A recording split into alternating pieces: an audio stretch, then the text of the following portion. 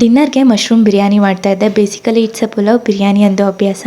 ಕುಕ್ಕರ್ಗೆ ಸ್ವಲ್ಪ ಎಣ್ಣೆ, ತುಪ್ಪ, ಕಸೂರಿ ಮೇಥಿ, ಚಕ್ಕೆ, ಲವಂಗ, ಏಲಕ್ಕಿ, ಸ್ಟಾರ್ ಅನೈಸು, ಶಾಜೀರಾ ಹಾಕ್ಕೊಂಡು ಒಂದೆರಡು ಈರುಳ್ಳಿ, ಒಂದೆರಡು ಮೆಣಸಿನ್ಕಾಯಿ ಹಾಕಿಬಿಟ್ಟು ನೀಟಾಗಿ ಗೋಲ್ಡನ್ ಬ್ರೌನ್ ಆಗೋವರೆಗೂ ಹುರ್ಕೊಬೇಕು.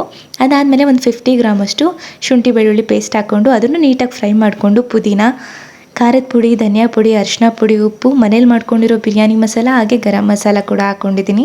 ಅದಾದಮೇಲೆ 2 ಟೊಮೆಟೊ ಹಾಕಿ ಅದು ಮೆತ್ತಗಾಗೋವರೆಗೂ ಫ್ರೈ ಮಾಡಿಕೊಂಡು ಕಟ್ ಮಾಡಿ ಇಟ್ಕೊಂಡಿದ್ದು ಮಶ್ರೂಮ್ನ ಸೇರಿಸ್ಕೊಂಡು ಅದೇ ನೀರು ಸಪ್ರೇಟ್ ಆಗುತ್ತೆ ಅಲ್ಲಿವರೆಗೂ ನೀಟಾಗಿ ಕುಕ್ ಮಾಡ್ಕೋಬೇಕು.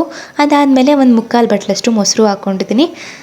ಬಿರಿಯಾನಿ ತುಂಬಾ ಕ್ರೀಮಿ ಆಗಿರುತ್ತೆ ಅಂತ ಹೇಳಿ 4 ಕಪ್ಪಷ್ಟು ರೈಸು, 8 ಲೋಟ ನೀರನ್ನ ಬಿಸಿ ಮಾಡಿ ಇಟ್ಕೊಂಡಿದ್ದೆ. ಅದೆರಡನ್ನೂ ಸೇರಿಸ್ಕೊಂಡು ಮಿಕ್ಸ್ ಮಾಡಿ ಲಾಸ್ಟಲ್ಲಿ ತುಪ್ಪ, ಕೊತ್ತಂಬರಿ ಹಾಗೆ ನಿಂಬೆಹಣ್ಣು ರಸ ಹಾಕ್ಬಿಟ್ಟು ಲಿಡ್ ಕ್ಲೋಸ್ ಮಾಡಿ ಒಂದು 3 ವಿಷಲ್ ಬರೆಸ್ಕೊಂಡ್ರೆ ನಮ್ಮ ಬಿರಿಯಾನಿ ಸಕ್ಕತ್ತಾಗಿ ರೆಡಿಯಾಗಿ ಹೋಗ್ಬಿಟ್ಟು.